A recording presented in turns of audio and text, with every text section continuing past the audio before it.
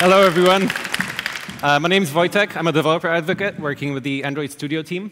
And today I want to tell you a little bit about performance tooling that we're releasing soon with the new Android Studio version 3.0. And why performance tooling? Because I think we all know perf matters, right? That's not something I have to convince you developers that it's true. So let me keep this intro short. But I just want to tell you a little bit how I understand app performance and what it means to me. So imagine that performance is actually a measure of your app quality, right? Now, the user will download your app and install it because they want to use features. The features that you implemented, the benefits that the app gives them. You design a great UI because you want the user to be able to access information quickly, and you want them to feel good about just using your app. Now think about the other part of the user experience. What if they actually want to use it, but if they're frustrated because when they keep the app open, the battery drains just very fast? What if just having the app installed means that their phone dies twice as fast as before? The user cares about the responsiveness of the device, about a smooth UI, about how fast the app installs, how much space it takes up on the device. And all these things ultimately will make your user happy or frustrated because they're using your app. And ultimately, it's what they will feel about your app and what rating they will give you on the Play Store. So what can we do about this as developers? I see it as a two-way process. You have to be proactive, and you have to be reactive. Now, what does it really mean? So even before you start working on your app, you have to plan for performance. When developing before the release, you have to keep measuring and profiling. Like, what does it mean that your app is performant? How can you know if it's performing up to the standards? You have to actually plan for some numbers. Just do some benchmarking, look at your competitor's app, see how fast they work, how fast they start. Just write down some figures and plan for this. Then when you release, maybe you will not nail it on the first time, but at least you will have something to strive for and to try and fix it. And then be reactive. This whole process doesn't end when you actually release your app and you're done. No, it's all about monitoring and reacting to any problems that arise. And you have to have tools to be able to debug and fix these things. So today I'm going to talk a little bit about the new Android profiler, available in Android Studio 3.0, which is currently in beta. And this is a tool that replaces the old Android Monitor tab. You can see here, when you launch your app on a device or emulator, you open the Android profiler tab at the bottom. And you see this view. This is what we call the unified timeline. You can see three charts, the CPU, the memory, and the network charts. But what's really cool about this view is here at the top, you can see an additional track with some important app events that are happening, such as input events, rotations, and activity state. And looking at these things gives me more context to actually analyze the data that you see below. So imagine here I'm touching the screen, interacting with my app, and I can immediately see on the CPU chart that my app is doing something. It's actually processing the input events. Then when I rotate, you can see that activities are changing. The activity is getting destroyed, a new one is being created, and something is happening there with the memory and CPU. Now, when you click on any of these tracks, you can actually go to a detailed view. And let's start with a CPU profiler first. So the UI is a little bit complicated. I know it can be a little bit hard to see from the back, so let me just walk you through the main points here. So here on the left, you can see the thread list. These are all threads that were active when you're profiling your app using the CPU profiler. Here on the top, you can again see a chart of CPU activity. You can see spikes whenever there was something happening in the app, such as activity creation, swipes, list scrolling, and so on. And finally, you can see thread states. So you can actually see which of the threads were active and their associated states, such as if they were sleeping, active, waiting for I/O, and so on. Now, you can glance at this and already figure out that something's happening. But the nice thing is you can also start method tracing from here using this button. Method tracing is basically recording all the method calls in your app so that you can analyze them better and figure out which methods are taking up the most time in your app. Now, there's two ways you can do this. This drop-down next to the record button. You can select the sampled or instrumented trace. The difference is, well, pretty small. I mean, they both essentially do the same thing, except the sampled one has a smaller overhead. But it can miss some very short-lived methods sometimes because it samples every X milliseconds to check which methods were run.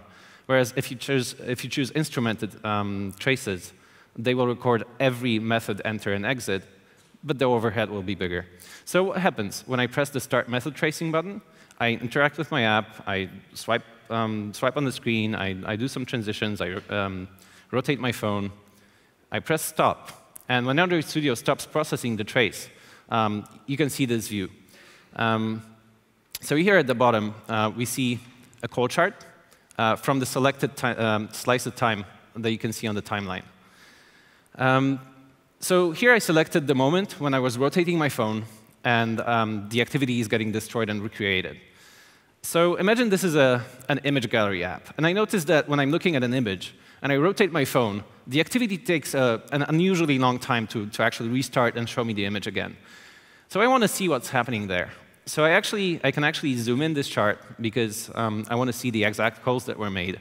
Or I can just drag and drop and select on the timeline a smaller slice of that recording, of that trace. And here at the bottom on the call chart, you can see all Android framework methods highlighted in yellow, all methods from my code that were called in this trace in green, and some other standard library methods in blue. So again, for those who can't see the small text on the screen, here I can see the whole onCreate method. And actually, the widths at the chart represent for how long the respective methods were running. And the first thing that runs in my onCreate is layout inflation. It takes some time. That's OK. I can't do anything about it. But then I noticed that there are two very long method calls in my code, which actually create disk caches for my images. And first of all, I can see that I'm actually hitting the disk. I'm creating caches. I'm reading disk from my main thread. I can see that because I'm actually analyzing the main thread, which is highlighted at the top on the thread list. I can also see that all this takes almost twice the time it takes to initialize my layout. So I should probably not be doing that in onCreate. And that's it. In 10 seconds, I was able to quickly glance and see what's happening in my onCreate method and why it's taking so long. So I really recommend to try this for all the places where you need to finish something quickly. If you're doing any calls in layouts, in computing layouts, in custom drawing for your views, any place basically that may be impacted by doing a lot of work on the CPU, please check it out. There's also other ways you can look at the data. So the call chart is obviously a very visual way to analyze it. But you can also open the top-down view and see all the calls from the thread root, from the main method, all the way down to individual methods that were called in your app. And also see some data like relative times of how long they ran. And there's another way of looking at it. In the bottom-up view, that's the second tab, I can actually sort all the methods that were called by how long they ran. And I can immediately see the method I was telling you about, the create disk caches method, is very high on the list. I can immediately see that method is actually making my onCreate slow. And then if I expand the nodes in the tree view, I can actually see where it was called. So instead of going from the thread root to the individual methods, I'm going the other way around, starting with the method I'm interested in and finding out which place in my code I was calling it. OK, so let's move on to the memory profiler. So here again, same situation. I'm rotating my screen. Something's being recomputed, recreated, and my memory goes up. You can immediately see that from the chart. You can also see some more events. So you can see when GC events were happening. If you see too many of these small trash can icons and in a short amount of time, and if the memory is going up and down, that means you might be thrashing the memory. You might be creating objects and destroying them, which, again, might impact the performance of your app. Just for debugging, if you need to force a garbage collection event, you can do that from here. But the coolest part about this memory view, about this memory analyzer is, by the way, this is all live. I know I'm presenting this on screenshots, but this is all going live when you run your app. And at any given moment, when you see something happening, something interesting happening in your app, you can drag and drop on the timeline and select a slice of time without any pre-recording, pressing any buttons first, and see all the allocations and deallocations that happen at that time. So here, you can see some input events in the top. This is a situation where I was just scrolling a long list of items, again, of images. And you can see, just like I said, memory goes up, memory goes down. There's a lot of garbage collection events. And for some reason, my scrolling is very janky. I can see the app is loading something and just thrashing memory. So I'm inspecting this place for possible culprits. And at the bottom, you can see a list of all the classes that were either allocated or deallocated within that time slice. But the really helpful views are actually hidden under a dropdown, so you can arrange this data in different ways. So here, I selected Arrange by Call Stack, and I can actually find the place in my list adapter, the getView method, which, if you remember, when you have a long list, the adapter recycles views, and that has to provide them whenever a new view has to be shown on the screen when you scroll it. So I found the getView method that does exactly that. And I can see all the allocations that I'm making there. And it turns out there's actually a lot. You can see the number of allocations. You can see the memory size that is being allocated. Another way of looking at it is you can arrange by package. So let's say I'm not interested by any third-party libraries that are doing allocations right now. I'm not interested in the system classes. I'm only interested in classes from my code, so something that I wrote that is being allocated. So that's another way to look at it. So let's go back to analyzing the getView method. So when you actually select a class, you can see on the right a new view opens, and you can see all instances or all objects of that class that were actually allocated and deallocated. Even more, when you select any of these objects, you get a call stack. So you can see exactly where that object was allocated. So you can track down these rogue allocations and try and fix it somehow. Maybe move it to some warm-up before or just some shared cache.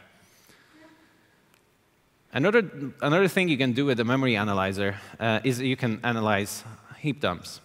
So whenever you want to examine some state in your app, let's say you got your app, you were using your app, you were just using it as a normal user would, and something's wrong. You got the app into some weird state. Maybe some view is not showing, maybe some images not loading, and you just want to figure out what's going on. Or you just want to figure out where is all that memory coming from, all these memory allocations. What objects are actually exist in my app? So just press this button, wait a bit, and then you get a similar view as before, except now you have a snapshot of memory from your app at the time when you press the button. So again, you have a list of classes. You can click on it, and you get a list of instances of objects of those classes. And here the view looks slightly different. So for every instance, you can actually analyze all the fields, all the values that were held there, just as if you were debugging the app in Android Studio.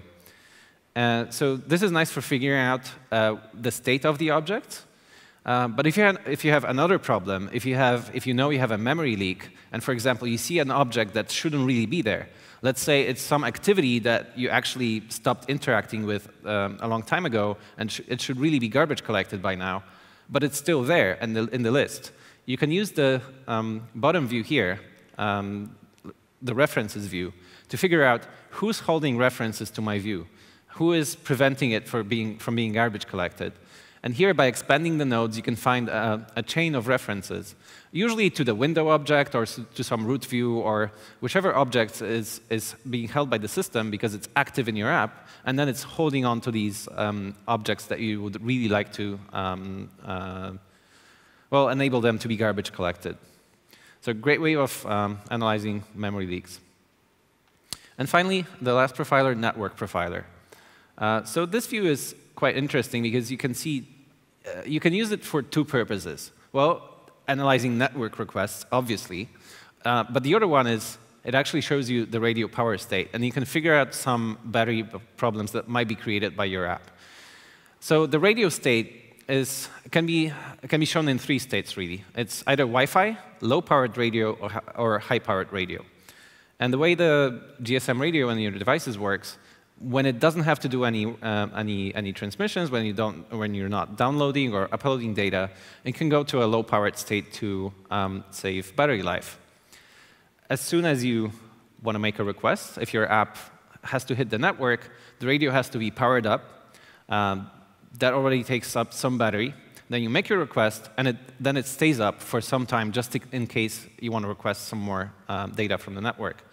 And that can be wasteful, but you can actually minimize that impact by batching your requests. And if you look here, if you look at your network profiler, after using your app for a while, after interacting with it, you can see if your requests were well, batched in one place. You woke up the radio once, did all your downloading, and then the radio can go to a low-powered state. Or if you are waking the radio up every minute, every 30 seconds, and then figure out how to fix it.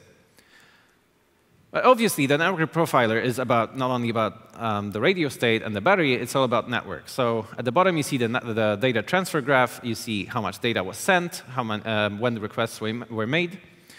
And again, like on the previous profilers, you can select a chunk of time and then see all the HTTP and HTTPS requests that were made in that time. It's a little bit similar to DevTools that you know from Chrome, for example.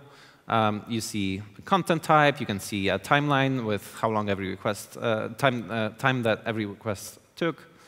But even more, if you click on any of these, you can see the actual payload. So if it was an image, like a JPEG or a PNG, if it was text, such as JSON or XML, you can see the actual data that was downloaded into your app through that request. You can obviously also see HTTP headers, very useful for debugging any problems with server APIs. And finally, you can see the call stack showing you where the call was made in your code. So that's pretty useful. A few comments. The profilers work great on Android Oreo. You don't have to literally do anything. They should just work with any debuggable APK. They also work on lower API versions. However, remember, on Nougat and below, you have to build and deploy your app from Android Studio to use all the functions of the Android profilers. And you have to remember to enable advanced profiling. If you don't have it enabled, don't worry. The profiler will show you a prompt, and it'll literally be a one-click fix. And there are some small differences in how profilers work. So for example, in Nougat and below, to track memory allocations, you actually have to press a record button, just like in the CPU chart. Other than that, most functions should be available for you. And there's one more new thing in Android Studio 3.0. If there are any, for example, game developers out there, or people who use alternative ways to build your APKs, such as different IDEs or different tool chains, and you would like to use all these new Android profiler goodness, or just use Android Studio to debug your app, there's now a new project type in Android Studio to debug external APKs.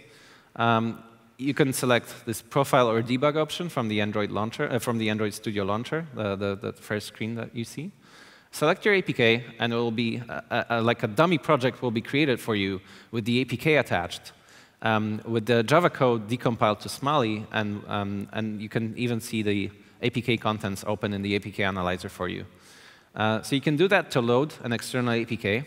You can even attach Java sources and attach native libraries with debug symbols that lets you debug do step-by-step debugging in your code. And yeah, if you always wanted to use Android Studio for APKs built with something else, do try it out. So I mentioned APK Analyzer. That was the window on the right. It's not new in Android Studio. However, Android Studio 3.0 brings some pretty notable improvements. The way you launch it is you can select Analyze APK from the build menu. Just one word of advice. If you build your APKs during development using Instant Run, using the Run button in Android Studio, don't open these using Android, using the APK analyzer. They don't contain all the classes and resources that you want to actually look at and analyze. Instead, press the build APK or generate signed APK. Wait until the APK builds, and you'll get a nice notification. APK is ready. You can either locate it on disk or open it in the analyzer. So when you press Analyze, APK Analyzer launches. You can see, let me just give you a short walkthrough if you haven't used it before, but it's been in Android Studio for some time. And you can see the contents of the APK, all the files, some basic info such as the file size of the APK, file sizes inside, the download size, because Play Store compresses the APK for delivery to devices. And then you can actually dig into the classes that are in your classes dex files and resources. What we've added in Android Studio 3.0, you can actually now see a third column showing you the sizes of the dex, of the dex code in your APKs. So you can actually see the size of a package, the size of a class, and even the size that a method adds to your class's dex files. So it's pretty good for figuring out where all that space is going to. But there's a new thing I wanted to announce today. And just last night, we updated the Android SDK tools in the Canary channel.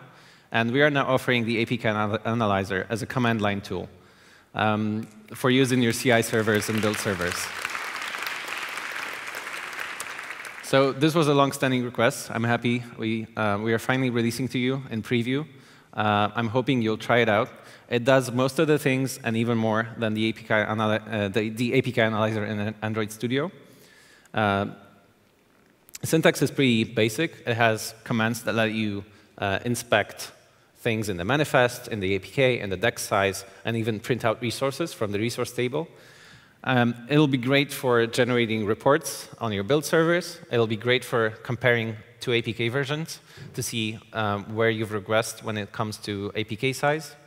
And with some script foo, you can even figure out very, very specific changes in your APKs, such as you take two APKs, you list all the packages inside, all the classes, and you notice that between these two versions, some developer in your project added 2 new classes, and they take up X amount of space in those APKs. So these are only some ideas on how you can use them. I'm curious to hear your feedback on this tool. So please come to see me after the session, and let's talk. And the last thing I wanted to mention at this session is Android Vitals. So this is a place in the Google Play console that lets you track and see some common problems with your apps that are happening on users' devices, such as ANR rate. ANR is application not responding. This basically happens whenever you use network or storage from the main thread. You can see the crash rate. You can figure out things like slow rendering or frozen frames, which usually means you're doing something wrong with the CPU or memory, as I showed you can analyze before. And finally, stuck wake locks and excessive wake-ups, which have an impact on the user's battery life. We also offer all this information on developers' Android.com. So every section has a dedicated page that explains all the tools and debug methods that you can use to figure out these things and fix them in your apps.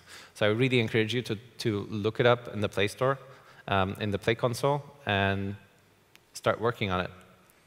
So thank you very much. I'll be here on level 3 in the Android office hours booth. If you want to talk about the new profilers and the APK Analyzer, please come talk to me, and I'm curious to hear what you think. Thank you.